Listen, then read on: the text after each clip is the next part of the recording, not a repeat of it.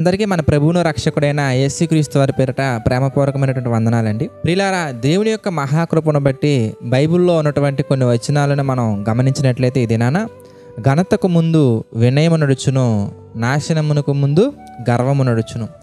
మరి ప్రభు సన్నిధిలోకి మనం వచ్చే ముందు చీకటిలో, అగాధకరమైనటువంటి పరిస్థితుల్లో, చీకటమయమైన జీవితంలో ఎన్నో శాపాలతోటి పాపాలతోటి నిండుకుపోయి హృదయం అంతా కూడా గాయపరచబడి ఎటూ తోచని స్థితిలో మనం వచ్చినటువంటి సందర్భాలు చాలా ఉంటాయండి.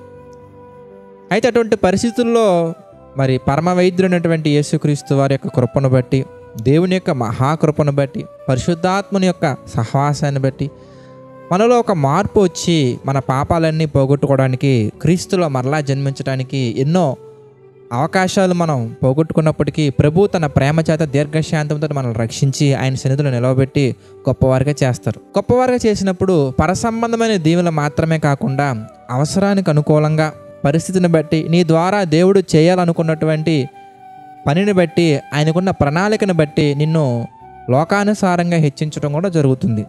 ఒక ఎస్తేరుని ఏ విధంగా అయితే మహారాణిగా దేవుడు హెచ్చించారో, ఒక యోసేపుని ఏ విధంగా అయితే హెచ్చించారో, అదేవిధంగా మనం చేయబోయే కార్యాలను బట్టి, దేవుని యొక్క ఉద్దేశాలను బట్టి, ప్రణాళికను బట్టి దేవుడు మనల్ని హెచ్చించడం జరుగుతుంది.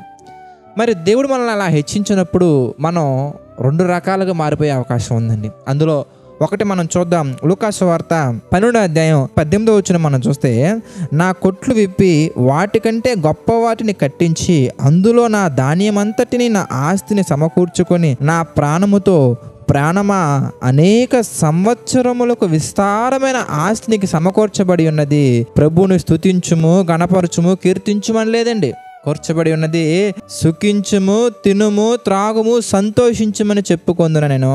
అంటే ప్రియులారా, దేవుడు మనల్ని ఆశీర్వదించి మనకిచ్చినటువంటి తలాంతుల విషయం కావచ్చు, మనకిచ్చినటువంటి ఏ గొప్ప ఆశీర్వాదాన్ని గురించి అయినా కానీ మనం ఆలోచిస్తే దాని ద్వారా మనం మాట్లాడవలసినటువంటి, మనం ఉండవలసినటువంటి పరిస్థితి ఎలా ఉండాలి, ఎలా మనం నడుచుకోవాలి అంటే, ఇదిగో ఇక్కడ మాట్లాడుతున్నటువంటి ధనవంతుల్లా మనం నడుచుకోకూడదండి. దేవుడు కొంతమందికి పాటలు బహుగా పాడే తలాంతులు ఇస్తారు. ఆ తలాంతులు ఇచ్చినప్పుడు ఆ తలాంతు ద్వారా, ఆ యొక్క గొప్ప దేవుని యొక్క మహాకృపను బట్టి నీకు ఇచ్చినటువంటి ఆత్మ సంబంధమైనటువంటి ఆ దీవెన ద్వారా ఎంతో మందిలో నీకు ఒక మంచి పేరు వస్తుంది. ఆ పేరు వచ్చినప్పుడు ఆ పేరును బట్టి నీవు గర్వించకూడదు, ఆ పేరును బట్టి నీవు ప్రభువుకు వ్యతిరేకంగా మారిపోకూడదు. ఇక్కడ చూడండి ఎంత చక్కగా మాట్లాడుతున్నాడు ఆయన. చూడు, ఈ దేవుడు మనకి సమాధానం ఇస్తున్నారు. వెర్రివాడా, ఈరోజు దేన్ని బట్టి అయితే నువ్వు విర్రవీగుతున్నావో, ఈరోజు దేన్ని బట్టి అయితే దేవునికి వ్యతిరేకంగా నడుచుకుంటున్నావు, ఈరోజు దేన్ని బట్టి అయితే దేవుని సన్నిధికి దూరంగా వెళ్ళిపోతున్నావో, అది జాబును బట్ట, వివాహాన్ని బట్ట, పిల్లలను బట్ట, ఉద్యోగాన్ని బట్ట, లేదంటే నీకున్న ఆస్తిని బట్ట, అంతస్తుని బట్ట, పరువును బట్ట, ప్రతిష్టని బట్ట, అవన్నీ కూడా దేవుడు నీకు ఇచ్చినవే కదా.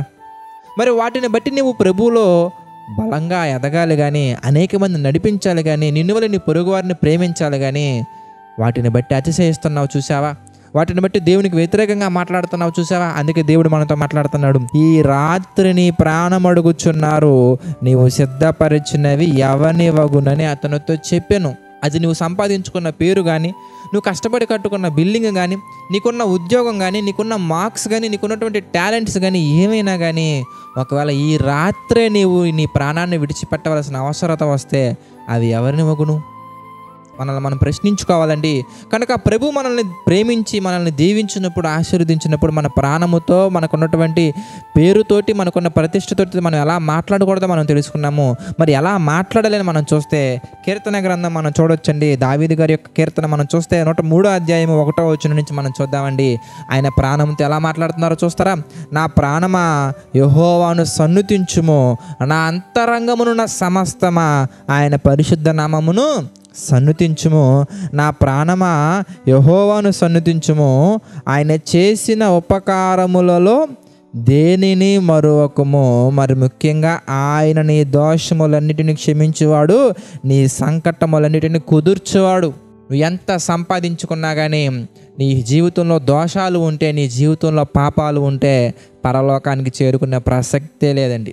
రాష్ట్రం అంతా, దేశం అంతా, ప్రపంచం అంతా గుర్తించదగిన గొప్ప నాయకుడు అయినప్పటికీ, గొప్ప ప్రీచర్ అయినప్పటికీ, గొప్ప వ్యక్తి అయినప్పటికీ, గొప్ప టాలెంట్ కలిగిన వ్యక్తి అయినప్పటికీ నీ యొక్క జీవితంలో ఆ పాపం అనేది కనుక ఉంటే పరలోకానికి చేరుకునే అవకాశమే లేదు. ఆ పాపాలని క్షమించేవారు, ఆ పాపాలని పోగొట్టేవారు ఎవరైనా ఉన్నారంటే దేవుడు గనక మనకి ఇవ్వబడినటువంటి ప్రతి తలాంతుని బట్టి, ప్రతి గొప్ప విషయాన్ని బట్టి అతిశయించకుండా అది అనుగ్రహించినటువంటి దేవుని సన్నిధిలో దీన మనస్సు కలిగి మనం ఏం చేయాలి తెలుసా?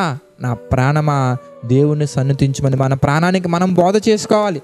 ఆయన చేసిన ఉపకారాల్లో దేనిని మర్చిపోకూడదని మన ప్రాణానికి మనం గుర్తు చేస్తూ ఉండాలి. కనుక మనందరం కూడా దేవుని సన్నిధిని అంతకంతకు అభివృద్ధి పొంది బలపడాలి, కానీ అంతకంతకు దిగజారి దేవునికి దూరం కాకూడదని మనస్ఫూర్తిగా కోరుకుంటూ నా ఈ మాటలు ముగిస్తున్నానని ప్రార్థన చేసుకుందాం. ప్రేమగల తండ్రి, దయగల దేవ, అనేకమైన విషయాలు మాకు తెలియజేసి మీ చిత్త ప్రకారం నడిపిస్తున్నందుకు కృతజ్ఞతాస్తుతులు చెల్లించుకుంటున్నాం తండ్రి. మరి ఆర్థిక, ఆరోగ్య, మానసిక పరిస్థితుల్లో కురింగిన ప్రతి ఒక్కరిని మీరు జ్ఞాపకం చేసుకుని దీవించండి, ఆశీర్వదించండి తండ్రి. ప్రతి ఒక్కరికి ఏ అవసరతలు అనేది మా తండ్రి వాటిని మీ చిత్త ప్రకారంగా తండ్రి నెరవేర్చండి తండ్రి. వాటిని మీ యొక్క పరిచర్యలో మా తండ్రి బలపడినట్లుగా, మీ యొక్క సన్నిధిలో పరిశుద్ధులుగా నిర్దేశం నిలబడినట్లుగా కృప చూపించండి తండ్రి. ప్రభువా, నమ్మకంగా యథార్థంగా పరిచర్య చేస్తున్న సేవకులను, వారి కుటుంబాలను, వారి పరిచర్యను మా తండ్రి దీవించండి, ఆశీర్వదించండి తండ్రి. ప్రభా, జేసీ టెంపుల్ దగ్గర జరుగుతున్న పరిచర్యను మీరు దీవించమని, ఆశీర్వదించమని, మీ చిత్తమైతే మీ అందరం మరలా కలుసుకొని మీ మాటలు ధ్యానించి ధన్యతను అందించమని తండ్రి. సమస్త మహిమ, ఘనత, ప్రభావాలు మీకే చెల్లించుకుంటూ మా ప్రభువును రక్షకుడైన యేసుక్రీస్తు అతి పరిశుద్ధ నామమున ఈ ప్రార్థన అడిగి వేడుకొనుచున్నాము తండ్రి. ఆమేన్. అందరికీ వందనాలండి. God bless you all.